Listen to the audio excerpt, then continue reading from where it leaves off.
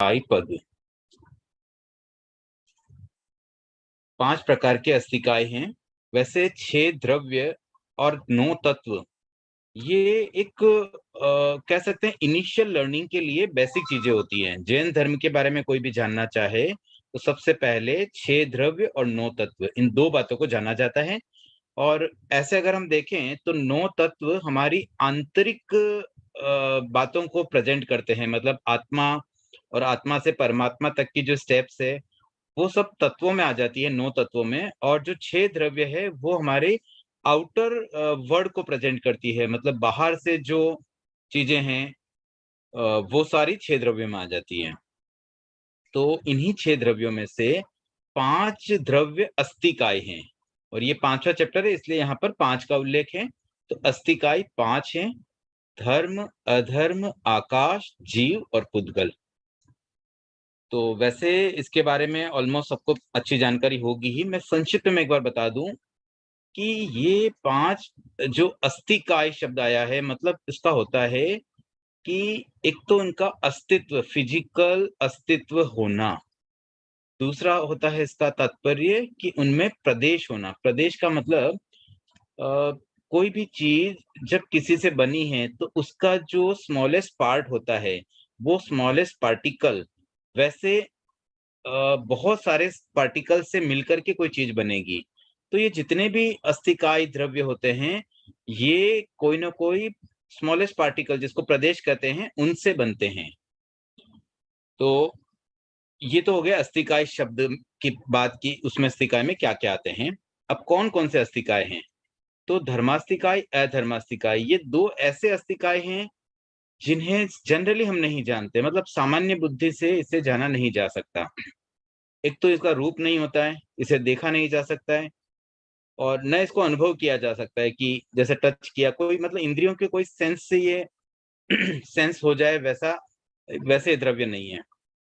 तो जो हम पुस्तकों में पढ़ते हैं, आगमों में पढ़ते हैं, उसके बेसिस पर ही हमें इसको जानना होगा। तो ये 2 द्रव्य, वैसे इन सब द्रव्यों की आगे और भी डिटेलिंग आएगी। एक बार शॉर्ट में पहले हम समझ लेते हैं, फिर आगे बढ़ेंगे। तो ये 2 द्रव्य जो है धर्मास्थिकाय, अधर्मास्थिकाय, साइज में एक जैसे हैं, प्रदेशों की संख्या में एक जैसे हैं, और इनकी जो लोकेशन है वो भी एक जैसी है, मतलब दोनों ही पूरे लोक में फैले हुए हैं। इनका साइज लोक प्रमाण है, सिंगल पीस है। और बस इनमें अंतर क्या है, दोनों के कार्य अलग अलग है। धर्मास्थिकाय गति में सहायता करता है और अधर्मास्थिकाय स्थिति में, स्थिरता रखने में सहायता करता है। फिर तीसरा जो आकाशास्थिकाय है, आकाश का कार्य होता है जगह देना, अवगाहना देना, स्पेस देना। आज जैसे हम रहने के लिए हमारे पास घर होता है, कार खड़ी करनी तो उसके लिए पार्किंग चाहिए, वैसे ही जीव और पुद्गलों को जो स्पेस चाहिए वो स्पेस आकाश प्रोवाइड करता है। उसके बाद जीव, जो कि आत्माएं हैं, और ये जीव अनंत हैं। धर्मास्थिकाय, अधर्मास्थिकाय, आकाशास्थिकाय तीनों ही संख्या में एक हैं, लेकिन जीव अनंत हैं। हर एक अलग अलग, जैसे मेरा जीव अलग है, आपका जीव अलग है, हर व्यक्ति का अपना अपना जीव है, हर प्राणी का अपना अपना अलग अलग इंडिविजुअल अस्तित्व है। तो ऐसे अनंत जीव जीवास्थिकाय में आते हैं, और पुद्गल भी अनंत हैं। पुद्गलास्थिकाय में वे सारी चीजें आती है जिनमें वर्ण गंध रस स्पर्श हो। तो सामान्यतः हम जीव और पुद्गलों को तो साक्षात देखते ही हैं। आकाश को इसलिए अनुभव कर सकते हैं कि जो भी हमें जगह मिल रही है, हम भी जहाँ बैठे हैं, जहाँ चलते हैं, जो भी स्पेस है वो सब आकाश में ही कार्य हो रहा है। आकाश का मतलब खाली जो ऊपर होता है वो आकाश नहीं है। आकाश भी लोक अलोक प्रमाण है, मतलब लोक प्रमाण तो है ही, अलोक में भी आकाश फैला हुआ है, और अलोक में आकाश के अलावा और कोई द्रव्य नहीं है। तो अब हम इसको थोड़ा और आगे बढ़ते हैं, अगले सूत्रों में इसकी डिटेलिंग है। 170 में धर्मास्थिकाय के बारे में बताया गया है। धर्मास्थिकाय अवर्ण, अगंध, अरस और अस्पर्श, मतलब इसमें वर्ण गंध रस स्पर्श नहीं है। अरूप, ये 4 चीजें नहीं होने से ये अरूपी हुआ, इसका रूप भी नहीं हुआ। अजीव, ये जीव भी नहीं है, अजीव है। शाश्वत है, मतलब शाश्वत का मतलब अनादिकाल से था, अनंत काल तक रहेगा, ऑलवेज देयर। टेम्परेरी नहीं है, परमानेंट है। अवस्थित, मतलब स्थिर है, हिलता डुलता नहीं है, चलता फिरता नहीं है, जहां है वही है, 1 इंच भी इधर उधर नहीं खिसकेगा। तथा लोक का एक अंशभूत द्रव्य है। लोक का एक मतलब एक ही द्रव्य संख्या में। संक्षिप्त में 5 प्रकार का है, द्रव्य की अपेक्षा, क्षेत्र की अपेक्षा, काल और भाव की अपेक्षा। तो अब इनकी अपेक्षा से क्या है? द्रव्य की अपेक्षा से एक द्रव्य है, क्षेत्र की अपेक्षा से लोक प्रमाण है, काल की अपेक्षा से कभी नहीं था ऐसा नहीं है, कभी नहीं है ऐसा नहीं है, कभी नहीं होगा ऐसा नहीं है। यानी कि वह अतीत में था, वर्तमान में है और भविष्य में भी रहेगा। अतः वह ध्रुव, निश्चित, शाश्वत, अक्षय, अव्यय, अवस्थित और नित्य है। उसके बाद है भाव की अपेक्षा से अवर्ण, अगंध, अरस और अस्पर्श है, मतलब अरूपी भी कह सकते हैं शॉर्ट में। और गुण की अपेक्षा से गमन गुण है, गति में उदासीन सहायक है। मतलब ये खुद गमन नहीं करता है, लेकिन इसमें वो क्षमता है कि अन्य द्रव्यों में मेनली जीव और पुद्गल 2 ही द्रव्य आते हैं जो गति कर सकते हैं। तो उनकी गति में ये उदासीन रूप से सहायक है, मतलब ये है इसलिए वो गति कर पा रहा है। ये किसी को न तो पुश करता है, न किसी को इनवाइट करता है। ये बिल्कुल मतलब एक स्थिर बस पड़ा हुआ है, इसमें कुछ भी हलचल नहीं, कुछ भी नहीं है। बट आओ और मुझ में गति करो, इस एरिया में गति करो, बस वो गति करने में हेल्प कर रहा है। सिमिलरली अधर्मास्तिकाई, ऑलमोस्ट सारी बातें सेम है, तो केवल जहाँ डिफरेंस है उतना पढ़ लेते हैं। अंत में गुण की अपेक्षा से स्थान गुण, स्थिति में उदासीन सहायक। स्थित करना मतलब कोई चीज जब गति होती है तो उसको रोकना, स्थित कर देना, एक जगह पर ठहरना, तो ठहरने में ये सहायक होती है। उसके बाद आकाशास्तिकाई, इसमें भी सारी चीजें सेम है। जहां अंतर है, एक तो क्षेत्र की अपेक्षा से ये लोक तथा अलोक प्रमाण है। इसके अतिरिक्त गुण की अपेक्षा से ये अवगाहन गुण वाला है। अवगाहन मतलब स्पेस देना, स्थान देना। उसके बाद जीवास्तिकाई, यहाँ भी ऑलमोस्ट सारी चीजें सेम ही हैं। जो अंतर है वो ये है कि द्रव्य की अपेक्षा से ये अनंत द्रव्य हैं। बाकी लोक प्रमाण भी वैसा ही है, काल की अपेक्षा वाली भी वही बात है, और भाव की अपेक्षा भी वैसे ही। गुण की अपेक्षा से ये उपयोग गुण वाला है। उपयोग, उपयोग का मतलब क्या होता है? ज्ञान और दर्शन, ये 2 चीजें जीव में सदा पाई जाती है और इनका उपयोग भी निरंतर होता है। जीव ये एक ऐसा टास्क है जो कंटिन्यू करता रहता है, ऑलवेज ज्ञान और दर्शन का उपयोग होता ही रहता है, चाहे सिद्ध हो, चाहे संसारी जीव हो, चाहे एकेंद्रिय हो, चाहे पंचेंद्रिय जीव हो, सब में उपयोग निरंतर होता रहता है, इसलिए इसका गुण उपयोग मुख्य रूप से माना गया है। उसके बाद पुद्गलास्तिकाय, इसमें थोड़ा डिफरेंस है, इसको पूरा पढ़ लेते हैं। पुद्गलास्तिकाय पंच वर्ण, मतलब 5 प्रकार के वर्ण होते हैं, 5 प्रकार के रस होते हैं। द्विगंध, अष्ट स्पर्श, इन सब वाला है, मतलब वर्ण, गंध, रस, स्पर्श युक्त है। रूपी है, अजीव है। जीव के संबंध में जरूर यहाँ पर एक चेंज आया था कि ये जीव है, बाकी सब में अजीव लिखा हुआ था। ये भी एक्चुअली मिसप्रिंट है, एक्चुअली ये जीव होगा, अजीव यहाँ पे मिसप्रिंट लग रहा है 173 सूत्र में। तो पुद्गलास्तिकाय तो अजीव ही है, शाश्वत अवस्थित लोक का, बाकी सब सेम है बातें। द्रव्य की अपेक्षा से ये अनंत है, लोक प्रमाण है, ऑलवेज था, कॉल की अपेक्षा से भी भूत भविष्य वर्तमान सब समय में हमेशा था, है और रहेगा। भाव की अपेक्षा से वर्ण, गंध, रस और स्पर्श वान है। अब तक में अवर्ण अगंध ऐसे आ रहा था, इसमें चेंज हो गया। केवल एक पुद्गल ही है जो वर्ण, गंध, रस, स्पर्श युक्त होता है, बाकी सब इनके बिना होते हैं। गुण की अपेक्षा से ग्रहण गुण समुदित होने की योग्यता वाला, मतलब इसमें एक्चुअली ऐसे तो बहुत सारे गुण हैं, बट इन शॉर्ट कहें तो गलन मिलन स्वभाव वाला है। मतलब ये ग्रहण गुण मतलब मिलना, और समुदित होना मतलब बिछुड़ना, तो ये आपस में टकराते हैं, दूर हो जाते हैं, टूट जाते हैं, जुड़ जाते हैं, ये सारी क्वालिटीज पुद्गलों में होती हैं। उसके आगे हैं गति पद। 5 प्रकार की गतियां हैं, वैसे 4 गतियां होती हैं, 5 की अपेक्षा से एक सिद्ध गति और बढ़ा दी गई है। तो नरक, तिर्यंच, मनुष्य, देव और सिद्धि गति। इंद्रियार्थ पद, इंद्रियों के अर्थ यानी कि इंद्रियों के विषय। तो 5 इंद्रियों के 5 विषय हो जाएंगे, श्रोतेंद्रिय अर्थ, चक्षुरेंद्रिय अर्थ, घ्राणेन्द्रिय अर्थ, जिह्वेंद्रिय अर्थ और स्पर्शनेन्द्रिय अर्थ। मुंड पद, मुंड का मतलब होता है जीतना, किसी को जीत लेना। इसके 5 प्रकार है, मतलब जैसे सिर मुंडाते हैं ना, वही मुंड है ये, बट इसको अलग अपेक्षा से लिया गया है। तो इसके जो 5 प्रकार है वो इंद्रियों की अपेक्षा से है। कोई श्रोतेंद्रिय मुंड होता है, मतलब कानों से जो शब्द आते हैं उससे प्रभावित नहीं होता है, उससे विचलित नहीं होता है, न उसमें मधुर स्वरों का रस लेता है, न कोई मतलब जो अच्छे शब्द नहीं होते हैं, अनुकूल शब्द नहीं होते हैं, उन्हें सुन कर के आक्रोश भी नहीं करता है, तो उसे कहेंगे हम जयी। वो श्रोतेंद्रिय को जीत लिया उसने। मतलब उसके कान में कुछ भी बात बोल दो, उसको गालियाँ बोल दो, तो भी उसको कोई फ़र्क नहीं पड़ता है, उसकी तारीफ़ कर लो तो भी फ़र्क नहीं पड़ता है। बहुत कठिन टास्क है ये। सामान्यतया कोई भी व्यक्ति बहुत जल्दी प्रभावित हो जाता है। थोड़ा-सा किसी ने कुछ गलत बोल दिया, अपसेट हो जाएगा, और थोड़ी-सी कोई तारीफ़ कर ले तो सब काम छोड़ के उसको सुनने के लिए लालायित हो जाएगा। बड़ा मज़ा आता है, मतलब एन्जॉय करने लगता है कि हमारी प्रशंसा हो रही है। तो ये एक एग्जाम्पल श्रोतेंद्रिय का। इसी प्रकार से आँखों के द्वारा भी जो हम देखते हैं, कुल मिलाकर के इंद्रियों के विषयों के संबंध में अगर हम समता भाव रखें, राग द्वेष न करें, उन विषयों से हम प्रभावित न हो, केवल ज्ञाता दृष्टा भाव से देखें, जानें, अनुभव करें, इंद्रियों के जो जैसी इंद्रिया उसके अनुसार उनको खाली बस ले लें हम कि भई ये है। कोई अच्छी खुशबू है, बुरी खुशबू बस जान लिया हमने अच्छी है या बुरी, लेकिन उससे प्रभावित न होना बहुत बड़ी बड़ी बात है। लेकिन जो ऐसा कर पाता है, वो इंद्रियों को जीत लेता है। हमें प्रयास करना चाहिए, पूर्ण रूप से न भी जीत पाएँ, पार्टली कोशिश करें, करते-करते विकास होता रहेगा। मुंड के 5 प्रकार के दूसरा और एक है मेथड, एक और प्रकार बताया गया किसी और अपेक्षा से, क्रोध, मान, माया, लोभ, ये 4 जो कषाय है वो, और 5वां है शिरोमुंड, मतलब जो सिर को मुंडते हैं साधु, उसके बारे में कि एक सिर को तो मुंडना ही है, लेकिन उसके साथ-साथ में उन्हें क्रोध, मान, माया, लोभ को भी मुंडन करना है, मतलब उन पर भी विजय पानी है। उसके आगे हैं बादर पद। अधोलोक में 5 प्रकार के बादर जीव होते हैं। अब यहाँ बादर जीव की बात बताई गई है कि ये 5 प्रकार के होते हैं। पृथ्वी कायिक अधोलोक में, देखिए अधोलोक में एक तेजस कायिक को छोड़ा गया है। 5 कौन-कौन से हैं? पृथ्वी कायिक, अपकायिक, वायु कायिक, वनस्पति कायिक और उदार त्रस्त प्राणी। ये उदार शब्द क्यों आया है?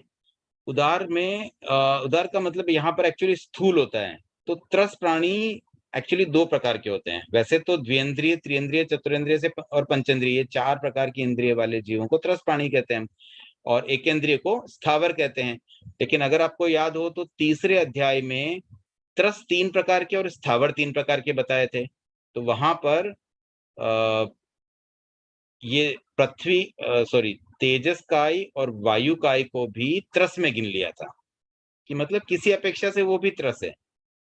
तो उदार त्रस में उन दोनों को छोड़ दिया जाता है, मतलब यहाँ पर द्विइंद्रिय से पंचेंद्रिय तक के त्रस प्राणियों को ही लिया जाता है। तो सामान्यतया हम त्रस जिसे कहते हैं ना, एक इंद्रिय को छोड़कर अन्य सारे, वो उस बात को बताने के लिए उदार शब्द लगाया कि स्थूल त्रस प्राणी, जो सूक्ष्म त्रस प्राणी मतलब जो एकेंद्रिय छोटे जीव है उनको छोड़ दो, बड़े बड़े प्राणी खाली, तो द्विइंद्रिय से पंचेंद्रिय तक के प्राणियों को उदार त्रस प्राणी कहेंगे।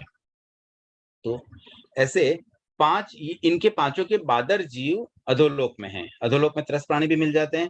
पृथ्वी कायिक, अपकायिक, वायु कायिक, वनस्पति कायिक भी सर्वत्र अवेलेबल है। खाली एक तेजस काय ऐसी है जो उसके बादर सर्वत्र नहीं मिलती हैं। तो इसलिए अधोलोक में उसे छोड़ा गया है। उसी प्रकार से ऊर्ध्वलोक में भी सेम है, वहाँ भी तेजस काय नहीं होता है ऊर्ध्वलोक में। तो पृथ्वी काय, अपकाय, वायु काय, वनस्पति काय और उदार त्रस प्राणी।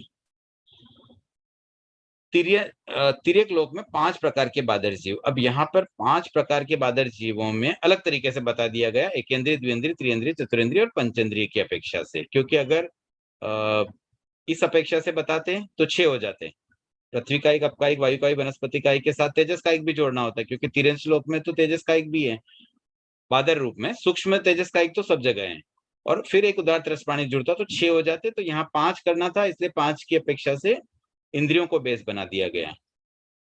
उसके बाद बादर तेजस कायिक जीव 5 प्रकार के होते हैं। अंगार, ज्वाला, अग्निशिखा, मुरमुर जिसको चिंगारी कहते हैं, अर्ची, लपट आग की लपटें होती है, अलात जलती हुई लकड़ी। तो ये 5 प्रकार हैं तेजस कायिक जीवों के जो बादर में आते हैं। बादर वायु कायिक जीव भी 5 प्रकार के होते हैं। पूर्ववात, पश्चिमवात, दक्षिणवात, उत्तरवात और विदिक्वात। ये 4 प्रथम 4 तो 4 दिशाओं से जो हवा चलती है। अगर पूर्व से हवा चले तो उसको पूर्ववात कहेंगे, जिस दिशा से हवा चलेगी वैसी आ जाएगी। और कभी-कभी वि दिशा से हवा चलती है, जैसे नॉर्थ ईस्ट से हवा आ रही है, ना नॉर्थ से आ रही है ना ईस्ट से, बीच में से आ रही है, तो उन उन सबको विदिक्वात में ले लिया गया। विदिक विदिशाएं, दिशा को दिक बोलते हैं, तो विदिक मतलब विदिशाएं, और विदिशाओं का मतलब होता है 4 दिशाओं को छोड़ के जो बीच में 45 डिग्री एंगल पर जो दूसरी 4 दिशाएं आती हैं, north east, north west, south east and south west, ये सब विदिक बात में आ जाती है। अचित्त वायुकाय पद। अचित्त वायुकाय 5 प्रकार का होता है। आक्रांत, पैरों को पीट पीट कर चलने से उत्पन्न वायु, कोई अगर पैर पटक के चलेगा तो उससे भी हवा उत्पन्न होगी। फिर दूसरा है धमात, धूकनी आदि से उत्पन्न वायु। धूकनी होती है एक ऐसे उसको डोरी से खींचते रहते हैं, उससे हवा जनरेट होती है। ये ओल्ड टाइप की कह सकते हैं, आज के समय में तो ऐसे और भी बहुत सारे उपकरण हैं जिससे हवा जनरेट होती है। उसके बाद पीड़ित, गीले कपड़ों को निचोड़ने से। अब जब गीले कपड़े को निचोड़ते हैं तो उसके बाद में उसको झटकते हैं, तो वो झटकने से जो उत्पन्न होती है वायु, उसको पीड़ित बोलते हैं। फिर है शरीरानुगत, डकार, उच्छ्वास, शरीर से जो भी इस तरह की जो गैसेज निकलती हैं, वो सारी शरीरानुगत वायु में आ जाती हैं। और एक सम्मूर्छिम, पंखा जलने आदि से उत्पन्न वायु, जैसे हाथ से लेकर कोई पंखा जलते हैं तो उससे जो वायु होती है वो सम्मूर्छिम में आ जाती है। अब है निर्ग्रंथ पद। निर्ग्रंथ यानी कि साधु। तो साधुओं के 5 प्रकार बताए गए हैं। तत्व ज्ञान के जिन्होंने एग्जाम दिए हैं उन्होंने इसकी स्टडी भी किया होगा। नियंठा के थोकड़े में इसके बारे में डिटेल आती है, संजय और नियंठा के थोकड़े आते हैं। तो निर्ग्रंथ के 5 प्रकार हैं, मतलब साधुओं के 5 प्रकार हैं। कुलात, पकुश, कुशील, निर्ग्रंथ और स्नातक। अब इसका अर्थ क्या होता है? प्रथम 3 प्रकार के जो साधु है ना, वो दोष युक्त होते हैं, उनमें कुछ दोष होता है। और अंतिम 2 दोष मुक्त होते हैं, उनमें दोष नहीं होता है, मतलब उनकी क्वालिटी और बेटर होती जाती है।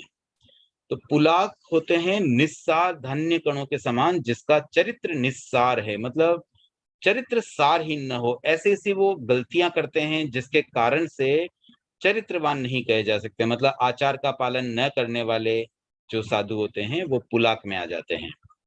फिर दूसरे होते हैं बकुश, जिनके चरित्र में स्थान स्थान पर धब्बे लगे हुए होते हैं। मेनली विभूषा, मतलब अपने आप शरीर का सौंदर्य करने वाले जो साधु होते हैं, शरीर को अच्छा रखना, सुंदर दिखे, उसके लिए जो लगे रहते हैं ना, उस तरह के मेनली बकुश में आ जाते हैं। तो उससे क्या चरित्र पे धब्बे लगते हैं। ये विभूषा साधुओं के लिए नहीं होती है कि साधु बाल बना रहे हैं या तेल लगाएं, मतलब किसी भी तरह से उनको तो नहाना भी नहीं होता है, तो उनके लिए विभूषा करना भी उचित नहीं है, तो ये बकुश के अंतर्गत आते हैं। तीसरा है कुशील। शील शब्द मतलब शील चारित्र का पालन, और कुशील मतलब नेगेटिव वर्ड आ गया। तो जिनके चरित्र मलिन हो, मेला हो, वैसे कुशील होते हैं। फिर निर्ग्रंथ, जो वीतरागी हो, जिसका मोहनीय कर्म छिन्न हो गया हो, मतलब 12वें गुण स्थान के जीव। उसके बाद है स्नातक, जिनके चारों गत्य कर्म छिन्न हो जाए, मतलब केवल ज्ञानी। 13वें गुण स्थान के जो साधु हैं, 13वें 14वें गुण स्थान के, वो स्नातक में आते हैं, और निर्ग्रंथ 12वें गुण स्थान के हैं। अब इनको और अधिक विस्तार से आगे के सूत्रों में समझते हैं। पुलाक के 5 प्रकार हैं। ज्ञान पुलाक, स्खलित, मिलित आदि ज्ञान के अतिचारों का सेवन करने वाला, मतलब अतिचार, ज्ञान के जो अतिचार है उनको अगर कोई सेवन करे तो वो पुलाक के अंतर्गत आएगा, ज्ञान पुलाक में। इसी प्रकार से सम्यक्त्व के अतिचारों का सेवन करने वाला दर्शन पुलाक है। चरित्र पुलाक में मूल गुण और उत्तर गुण, उनमें अगर दोष लगाने वाला हो कोई साधु तो वो चरित्र पुलाक कहलाएगा। और लिंग पुलाक में 2 बातें यहाँ बताई गई हैं। एक तो ये होता है कि जितना लिमिट दिया गया है कि भाई इतना कपड़ा रखना है, इतने ये उपकरण रखने हैं, उनसे अगर कोई अधिक रखे, एक्स्ट्रा कपड़े रखने, तो वो लिंग पुलाक में आता है। और दूसरा इसका एक बताया गया है कि बिना कोई कारण के अन्य लिंग को धारण करना, मतलब और कोई कपड़े पहन लेना, कि चलो आज हनुमान जयंती है तो चलो हम हनुमान जी जैसे कुछ कपड़े पहन ले। अगर ऐसा कोई साधु सोचे, मतलब कोई भी प्रयोजनवश या निष्प्रयोजन, कोई भी, मतलब उनका ये टास्क ही नहीं है, कोई कोई भी दिन हो, भले दिवाली हो या होली हो, उनके लिए तो वही सफेद कपड़े हमेशा पहनने हैं। तो लिंग पुलाक अगर हो जाता है, अगर कोई इन चीजों का अतिक्रमण करें तो।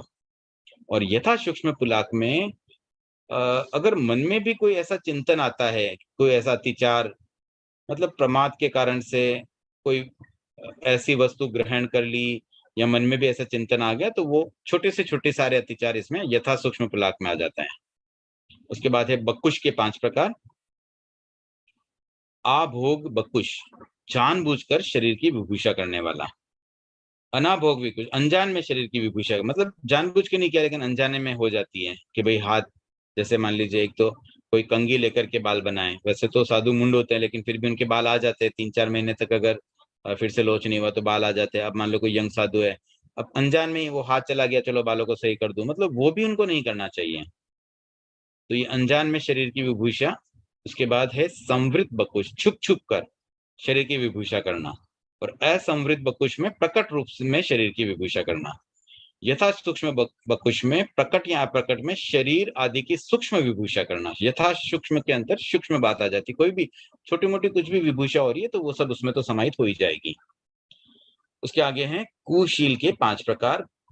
ज्ञान कुशील, काल, विनय आदि ज्ञानाचार की प्रतिपालना नहीं करने वाला, मतलब आचार का पालन न करना। 8 प्रकार के ज्ञानाचार होते हैं जिसके बारे में कल हमने चर्चा की थी। दर्शन के आचारों की भी चर्चा की थी, उसके बारे में थोड़ा आज डिटेल में भी हम बात करेंगे समय की अनुकूलता से। तो अगेन दर्शन कुशल में निष्कांक्षित आदि दर्शन के जो अतिचार हैं उसका पालन न करने वाले। चरित्र कुशल में मेनली ये बातें आती हैं कि कुछ एक्स्ट्रा चीजें, जैसे है ना मंत्र का प्रयोग, विद्या का प्रयोग, ये सब है ना पुरानी, ये जितने भी नाम दिए गए, कौतुक, भूति कर्म, प्रश्ना प्रश्न, निमित्त, आजीविका, कल कुरिका, लक्षण, विधा तथा मंत्र। तो जैसे मंत्रों का कोई प्रयोग करके कोई, चलो मैं ये दिक्कत है मैं तुम्हें ये मंत्र दे देता हूँ, इन मंत्रों से तुम्हारा ये ठीक कर दूंगा, ये तुम्हारा इलाज कर दूंगा, ऐसा कोई भी प्रयोग करते हैं साधु तो वो चरित्र कुशील हो जाते हैं। इवन उनको निमित्त, निमित्त का मतलब होता है कि जैसे कोई चिन्ह होते हैं शरीर पे, किसी का तिल है तो भाई ये तिल का तुम्हारा ये होगा, इस तरह के कार्य भी साधुओं के लिए नहीं होते हैं। साधु को नॉलेज है तो भी वो नहीं कर सकते हैं। तो ऐसी जो एक्स्ट्रा बातें होती है उनको नहीं करना, अगर कोई करे तो वो चरित्र कुशील हो जाता है। फिर लिंग कुशील में वेश से आजीविका करने वाला, मतलब अपना पेट भरने के लिए, आजीविका करने के लिए जो भी अपना वेश है उसको यूज करके ही मतलब जैसे घर चलाना है, खाना खाने के लिए चाहिए उनको, तो उनका तो घर तो कुछ है नहीं बट 2 टाइम खाना तो उन्हें भी चाहिए। अब कोई सोचे कि भाई मुझे ऐसा नहीं मिल रहा है तो मैं वेश से ही आजीविका चला लूं, तो वो सब लिंग कुशील में आ जाते हैं। और यथा सूक्ष्म कुशील में अपने को तपस्वी आदि कहने से हर्षित होने वाला, मतलब कोई अगर अपने को तपस्वी कह रहा है तो वो भी मतलब कोई बहुत ज्यादा इसमें खुश नहीं होने की जरूरत नहीं होती है। हमने बहुत अच्छा कुछ किया तो किया, उसमें प्रसन्न होने जैसा कुछ नहीं है। उसके बाद निर्ग्रंथ के 5 प्रकार हैं। प्रथम समय निर्ग्रंथ। अब ये निर्ग्रंथ कैसे बनते हैं? 13वें गुणस्थान के प्रथम समय में, सॉरी 12वें गुणस्थान में, जैसे ही 12वां गुणस्थान प्रारंभ होगा तो उसका जो प्रथम समय है उस समय प्रथम समय के निर्ग्रंथ कहलाएंगे। और बाकी समय में, मतलब जब तक वो 12वें गुणस्थान में है, 13वां गुणस्थान स्टार्ट नहीं हो जाता, तब तक का जो भी पीरियड है उस समय जो भी वर्तमान रहेंगे वो सारे अप्रथम समय के निर्ग्रंथ कहलाएंगे। इसी प्रकार से चरम समय निर्ग्रंथ मतलब अंतिम समय के निर्ग्रंथ, और अचरम मतलब अंतिम को छोड़ करके उससे पूर्व समय के निर्ग्रंथ। और 5वें में यथा सूक्ष्म में सभी समय के, उसमें कोई भेद नहीं है, कोई भी समय का निर्ग्रंथ वो सब 5वें भेद में तो आ ही जाएंगे। उसके बाद स्नातक 5 प्रकार के हैं। अब स्नातक का मतलब हो गया केवल ज्ञानी, जिनको 13वां गुणस्थान आ चुका है, 13वां या 14वां गुणस्थान के जीव। इसके 5 प्रकार हैं। अच्छवी, काय योग का निरोध करने वाला। अब ये काय योग का निरोध कब करते हैं? 13वें गुणस्थान के अंतिम समय में। उसके बाद अशबल, निर्तिचार साधुत्व का पालन करने वाला, मतलब जो बिना अतिचार के साधुत्व का पालन करें। उसके बाद अकर्मांश, गत्य कर्मों का पूर्णतः क्षय करने वाला, मतलब वैसे तो सारे गत्य कर्म को पूर्ण तरह से कर ही लेते हैं, तो सभी मतलब स्नातक में आ ही रही है। जितनी भी बातें बताई गई इसमें लगभग सब स्नातक में आएंगे, दूसरा वाला अश्बल और अकर्मांश। लेकिन अच्छवी उस समय की अवस्था जब काइयों का निरोध निरोध कर रहे हैं, तो 13वें गुणस्थान में काइयों का निरोध नहीं होता है, वो तो 13वें के अंत में हो रहा है। तो इस तरह से बस वो थोड़ा अंतर दिया गया। कुछ ऐसी बातें हैं जो पूरे पीरियड में रहेंगी, मतलब उसमें सभी साधु, सभी स्नातक उन कैटेगरी में आ ही जाते हैं। तो दूसरा तीसरा उसी तरह का है। उसके बाद चौथा, संशुद्ध ज्ञान दर्शनधारी अरहत जिन केवली आदि, तो ये भी सभी स्नातक के लिए एप्लीकेबल बात है। और अपरिश्रावी संपूर्ण कायोग का निरोध करने वाला, तो ये 13वें गुण स्थान के बाद की स्थिति है, मतलब 14वें गुण स्थान के हम स्नातक कह सकते हैं, साधु कह सकते हैं, जो इस कैटेगरी में आ जाते हैं क्योंकि वो संपूर्ण कायोग का निरोध कर चुके हैं। उसके बाद उपधि पद, 1-2 मिनट और कर लेते हैं, समय तो आज वो दर्शन अतिचार की भी बात करनी है, 2 मिनट और कर लेते हैं। निर्ग्रंथ और निर्ग्रंथियां 5 प्रकार के वस्त्र ग्रहण कर सकती हैं, पहन सकते हैं। तो साधु साध्वियों के लिए कौन कौन से वस्त्र पहनने अलाउड है उसकी बात यहाँ की गई है। एक होता है जांगमिक, जंगम मतलब त्रस्त जीवों को जंगम कहते हैं, और त्रस्त जीवों के अवयवों से निष्पन्न कंबल, जैसे मान लीजिए भेड़ के जो बाल होते हैं उससे ऊन बनती है, फिर ऊन से बनी हुई कोई चीज है तो वो त्रस्त जीवों के अवयवों से हो गई है, एक तरह से उनके अवयव है। तो ऐसे बहुत सारे मटेरियल होते हैं जो त्रस्त जीवों से प्राप्त होते हैं, तो उनसे कोई भी चीज बनेगी, उनसे कोई कपड़ा बनेगा, वो साधु ग्रहण कर सकते हैं। उसके बाद एक होता है भांगिक, अतसी से निष्पन्न। अब ये अतसी कोई मटेरियल होता होगा, कहीं कहीं अलसी शब्द भी आता है, कहीं अभी यहाँ पर अतसी आया है, तो अलसी अतसी ऐसा कुछ है जिससे भी कोई कपड़ा बनता होगा। अभी वर्तमान में तो ये किस रूप में कैसे है मुझे स्पष्ट समझ में नहीं आया, लेकिन कोई ना कोई मटेरियल होगा। और डेफिनेटली क्योंकि पहले में त्रस्त जीवों के अवयवों की बात आ गई है, तो दूसरे तीसरे चौथे पांचवे में जो भी बातें आ रही है वो सब एकेंद्रीय जीवों के अवयव है। तो हो सकता है कोई वनस्पति हो, वनस्पति का एक हो सकता है। और सानिक सन से निष्पन्न है, पोतक रुई से निष्पन्न है, और तिरिटपत लोध की छाल से निष्पन्न। एक पर्टिकुलर कोई पेड़ होता होगा, उसकी छाल से कोई कपड़ा बनता है। तो इस तरह से ये 5 प्रकार के कपड़े साधु साध्वियां उपयोग में ला सकते हैं। उसके आगे हैं रजोवरण के बारे में, कि जो रजोवरण होता है जिससे पूंजते हैं वो किस किस से निष्पन्न हो सकता है। तो जनरली वो धागे जैसा होता है, तो वो धागे किसके होंगे, तो उसमें एक है ऑर्निक ऊन से निष्पन्न, फिर ऑस्ट्रिक ऊंट की केशों से निष्पन्न, फिर एक सानिक है सन से निष्पन्न। उसके बाद है पच्चा पिच्ची है, वल्वज नाम की मोटी घास को कूट कर बनाया हुआ, और मुंजा पिज्जी है, मूंज को कूट कर बनाया हुआ। अभी वर्तमान में तो देखिए ये सब चीजें शायद इतनी इस रूप में नहीं होती होगी, लेकिन प्राचीन समय में इस तरह से अलग अलग रजोरण बनाने का विधान रहा होगा। उसके बाद एक और अंतिम निश्चय स्थान पद, नहीं तो इसको एक बार कल के लिए रखते हैं, निश्चय स्थान को थोड़ा समझ लेंगे। तो 191 सूत्र तक हमने आज किया। जिज्ञासाएं आमंत्रित है।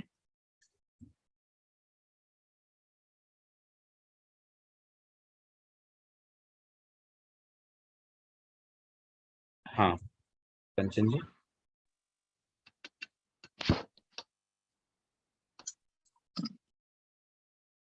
उदार त्रस्त प्राणी के बारे में आपने बताया था, एक बार वापस बताएंगे क्या? द्विएंद्रिय से लेकर पंचेंद्रिय तक के जीवों को उदार त्रस्त प्राणी कहते हैं। जो एकेंद्रिय में वायु कायिक और तेजस कायिक को भी त्रस्त प्राणी कहा जाता है किसी अपेक्षा में, उन्हें यहाँ छोड़ दिया गया, उदार शब्द में वो इंक्लूड नहीं होंगे। उदार का मतलब साइज में थोड़े बड़े? हाँ उदार मतलब थोड़े से दिल वाला को बोलते हैं ना, अभी उदार दिल का है, बड़ा दिल का है, तो वैसे स्थूल को बड़ा, स्थूल को उदार कहते हैं। अच्छा धन्यवाद। जय जिनेन्द्र सर। हाँ जय जिनेन्द्र। एक तो धर्मास्तिकाय लोक का एक अंशभूत द्रव्य है, तो अंशभूत द्रव्य का क्या अर्थ हुआ? मतलब पूरा लोक केवल धर्मास्तिकाय से नहीं बना हुआ है, इसमें 6 द्रव्य है, उसमें से एक अंश धर्मास्तिकाय का भी है। ओके। और एक ये जो उपधि पद है उसमें जो जांगमिक यानी तृष्ण जीवों के अवयवों से, तो क्या महाराज भी ये यूज करते हैं किसी जानवर के अवयव से बने हुए वस्त्र आदि? हाँ करते ही है ना। देखो जितनी भी चीजें है ना, आप संसार में जितनी चीजें देख रहे हो सारी की सारी जीवों से ही बनी हुई है। कोई बता दीजिए कोई जीव की न हो, कोई भी चीज, एक भी आइटम बताइए। नहीं वो तो सही है, सब जीव सही है। हाँ तो वो तो शरीर है एक्चुअली, जीव से तो कुछ बनता नहीं है, शरीर है। अब शरीर डेड होने के बाद में भी तो हम काम लेते ही ना। वनस्पति का एक जो हम खाना खा रहे हैं सब तो जीवों से ही तो मिल रहा है। जी जी। अब सिंपल ऊन को ले लीजिए, ऊन तो भेड़ आदि त्रस्ताओं से ही होती है ना, तो ऊन को भी अगर हमने ले लिया तो उससे उसको कष्ट थोड़ी है कि अभी हमारे कोई बाल काट दे तो उसमें कोई कष्ट थोड़ी होता है। जीवों को अवयव का प्रयोग करने का मतलब ये नहीं कि उनको कष्ट होकर उनके हाथ पैर तोड़ के उनको प्रयोग में ले रहे हैं। वो तो ऐसी चीजें होती है जो इजीली निकल जाती है, उनको कष्ट भी नहीं होता है, उनको काम में लिया जाता है। लेकिन रेशम तो नहीं यूज कर सकते हैं ना? हाँ, सामान्यतया रेशम तो नहीं करते हैं। रेशम में तो क्या उनको कीड़ों को पूरा मार दिया जाता है, वो एक अलग प्रोसेस है। अगर उनके कोई बाहरी अवयवों का प्रयोग से कोई चीज़ होती है तो वो, या फिर उनकी मृत शरीर से कोई मरा हुआ जीव है और उसकी बॉडी के कोई अंग से कोई चीज़ बन रही है, तो वो शायद काम में लेना ठीक है। मतलब इवन ये तो सभी के लिए, हमारे लिए भी ऐसा ही है, गृहस्थों के लिए भी ऐसा कहा जाता है कि जैन जीवन शैली में इन बातों को हमें ध्यान रखना चाहिए कि हम अहिंसा प्रधान जीवन जीते हैं ना, तो वहाँ पर जो वस्तुएँ प्रयोग में लाएँ, वो किस तरह से बनी है ना, वो भी हमें ध्यान देना चाहिए कि जहाँ पर हिंसा न हो, वो वस्तु हम काम में लें। अब मान लीजिए कोई पेड़ से आम गिर गया, अब वो गिरा हुआ आम ने उठा लिया और वो खाने में ले लिया, तो उसमें अपेक्षाकृत कम हिंसा है। और एक ये होता है कि भई वहाँ से तोड़ के निकाला, तो वैसे ही जीवों से भी सहज रूप से डेड बॉडी से या कोई ऐसी ऐसी स्थान से निकाल, जैसे गाय का दूध निकाल रहे हैं, तो दूध भी तो गाय का अवयव ही है ना, गाय से ही आ रहा है। जी, ओके, थैंक यू सर। जी।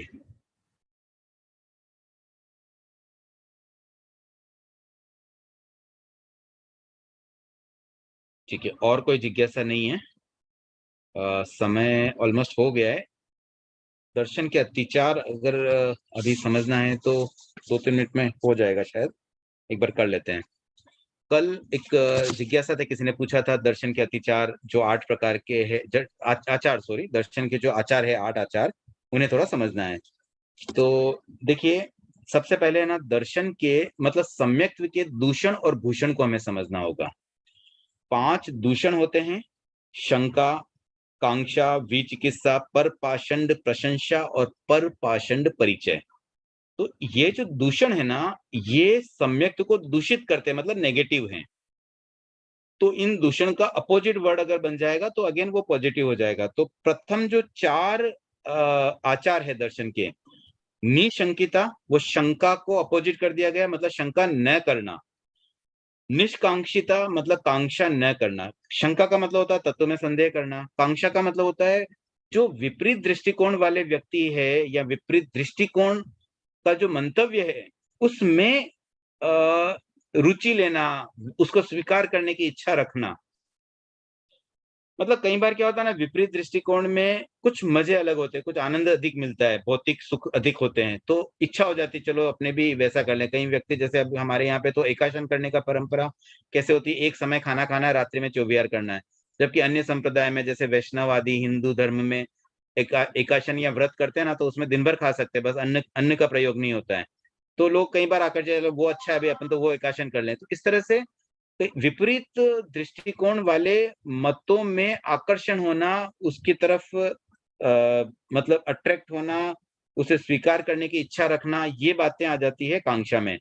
तो निष्कांक्षा का मतलब होता है कि ऐसी कांक्षा न करना। तो ये दर्शन के आचार है, अगर हम इसको फॉलो करेंगे तो हमारा सम्यक तो मजबूत होगा। इसी प्रकार से निर्विचिकित्सा, विचिकित्सा का अपोजिट निर्विचिकित्सा। और विचिकित्सा में ये होता है कि जो मोक्ष के साधन है उस पे बिलीव नहीं करना। जैसे धर्म से मोक्ष मिलता है और धर्म में ही संदेह करना कि ये धर्म से मोक्ष मिलेगा कि नहीं मिलेगा। तो ये तो होता है विचिकित्सा। और निर्विचिकित्सा का मतलब ऐसा न करना। देन एक है अमूढ़ दृष्टि। अमूढ़ दृष्टि का मतलब ये हो जाता है कि मूढ़ दृष्टि, यानी लग गया, मतलब मूढ़ दृष्टि नहीं होना। परपाषंड परिचय और प्रशंसा इसका अपोजिट मान लीजिए, मतलब अन्य विपरीत दृष्टिकोण के जो व्यक्ति होते हैं या उनके जो मत होते हैं, उसकी प्रशंसा करना, उनका परिचय देना, उनके बारे में जानना, समझना, उसमें डीपली घुसना, ये सब चीजों से बचना, वो होगा अमूढ़ दृष्टि। और उसके बाद है उपबृहण। उपबृहण का मतलब होता है सम्यक दृष्टि को पुष्ट करना। इसका एक और अर्थ भी आता है कि अपने गुणों का और दूसरे के दोषों का गोपन करना। उसके बाद है स्थिरीकरण। स्थिरीकरण, अब ये जो अंतिम जो 3 आ रहे हैं ना, वो है सम्यक्त्व के भूषण पर आधारित। जैसे सम्यक्त्व के दूषण थे, वैसे ही सम्यक्त्व के भूषण भी है, जो सम्यक्त्व को और अधिक आभूषित करता है, भूषित करता है। जैसे हम आभूषण पहनते हैं तो हमारी शरीर, जो अपनी बॉडी है वो और अच्छी दिखती है, वैसे ही सम्यक्त्व के भूषण से सम्यक्त्व और अधिक अच्छा निखर जाता है। तो उसके जो 5 भूषण हैं, स्थैर्य मतलब धर्म, मोक्ष आदि, इन जो ये जो बातें, इसमें स्थिरता रहना, मतलब उसमें बार-बार डगमग नहीं होना कि नहीं पता नहीं मोक्ष है कि नहीं है, संदेह आ जाना, फिर से नॉर्मल हो जाना, वैसा स्थिरता होनी चाहिए। फिर प्रभावना, धर्म की महिमा फैलाना, अपने धर्म की बात करना, जो अच्छी बात है, मोक्ष के बारे में समझाना लोगों को, ताकि लोग एक्चुअल मोक्ष तक पहुंच पाए। और फिर भक्ति के अंदर देव गुरु धर्म की भक्ति, उसमें भक्ति में लीन रहना।